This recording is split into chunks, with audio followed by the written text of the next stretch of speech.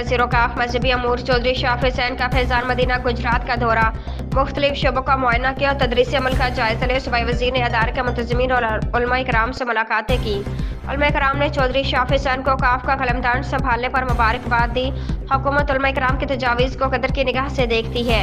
उलमाए किराम की तजावीज़ की रोशनी महकमे औक़ाफ़ के अमूर में बेहतरी लाएगी। उलमाए किराम की मशावरत से दीनी अलूम की तरवीज के लिए इक़दामात किए जाएंगे। इस्लाम अमन, रवादारी, मोहब्बत और इंसान दोस्ती का मज़हब है। मुल्क को इंतहा पसंदी और दहशतगर्दी की लानत से पाक करने के लिए सूफिया कराम की तालीमात का फ़रोग़ वक्त की ज़रूरत है।